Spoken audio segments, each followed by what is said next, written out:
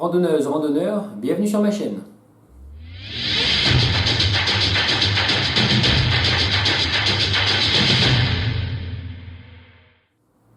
Bonjour à toutes et à tous, bienvenue sur ma chaîne dédiée à la randonnée et au trek.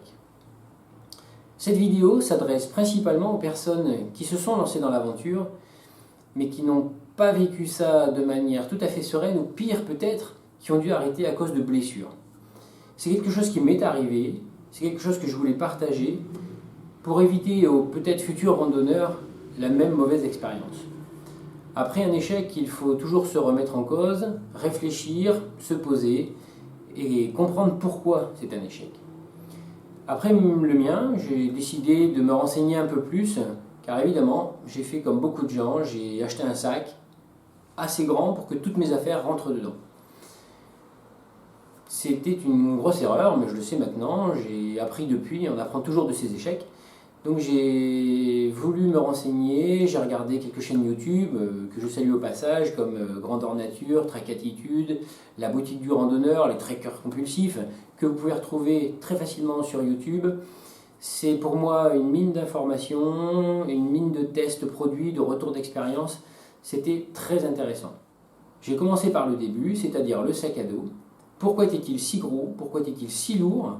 Alors que je voyais des randonneurs avec des sacs beaucoup plus petits et beaucoup plus légers et finalement prendre énormément de plaisir là où moi j'étais en pure galère. Donc je vous présente le premier sac que j'ai acheté. Un sac Go Sport, 70 litres, plutôt confortable. Son système de portage est vraiment pas mal. Le problème c'est qu'il était plein à craquer, 17 kg environ, et finalement c'était la source de beaucoup de mes problèmes. Donc, après cet échec, je suis allé dans un vrai magasin de randonnée, j'ai testé d'autres sacs à dos, et mon choix s'est porté sur un Osprey de 50 litres. Alors déjà, ça fait 20 litres de moins, et je me suis dit que tout ce qui ne rentrait pas dans un 50 litres, je ne le prenais pas. Donc ce qui a guidé mon choix, au-delà du litrage, au-delà de la légèreté du sac, parce qu'il n'est pas beaucoup plus léger que l'autre, à vide, c'est la qualité du portage. C'est quelque chose que j'avais beaucoup entendu parler.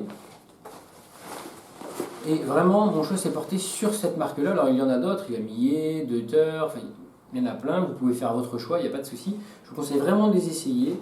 Moi j'ai adoré le Dauphiné, avec beaucoup d'air derrière. Et surtout, le système de portage est absolument géant, il est d'un confort absolu. Voilà, c'est d'abord ce qui a guidé mon choix. Je ne le regrette pas, vraiment je le sens à peine pendant mes treks. Alors évidemment, il y a quand même du poids, on marche chargé. Néanmoins, je passais d'un sac de 17 kg à un sac de 11 kg avec l'eau. Donc ce qui est vraiment peu en randonnée sur plusieurs jours en autonomie. C'est un sac donc de 50 litres, je vous l'ai dit, très bien compartimenté, avec vraiment une qualité de finition hors norme, rien à voir avec mon sac Go Sport qui s'est déchiré d'ailleurs dès le deuxième trek. Celui-ci est vraiment beaucoup plus robuste. Il y a tous les accessoires, il est très accessoirisé, vraiment là en randonnée on apprécie beaucoup les poches, le chapeau, bref, tout ce qu'il y a autour du sac, en plus de la qualité de portage, c'est toujours appréciable. Là le dos filé, je peux vous le montrer, il descend jusqu'en bas, alors ça c'est assez rare, mais c'est vraiment très appréciable en randonnée.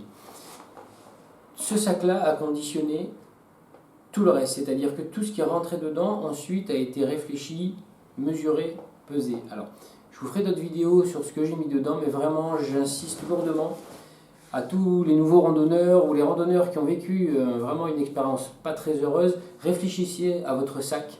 J'en ai vu beaucoup avec des sacs incroyables, alors on peut aussi trouver d'autres marques, hein. J'ai même aussi vu des gens voyager avec des sacs Decathlon, ils avaient l'air très heureux, et j'ai aucun problème là-dessus. Je ne demande pas à tout le monde d'acheter des sacs Osprey, je n'ai pas d'action ni chez l'un ni chez l'autre d'ailleurs. C'est un sac que je garde car quand je pars en vacances il peut aussi me servir, mais plus en randonnée, ça c'est pas possible. Voilà, donc écoutez, j'espère que cette première vidéo vous aura donné une première idée et peut-être l'envie de repartir en randonnée. Voilà, ne restez pas sur un échec, vraiment on peut prendre énormément de plaisir à faire de la randonnée. Je vous donne rendez-vous dans une prochaine vidéo et je vous dis à très bientôt.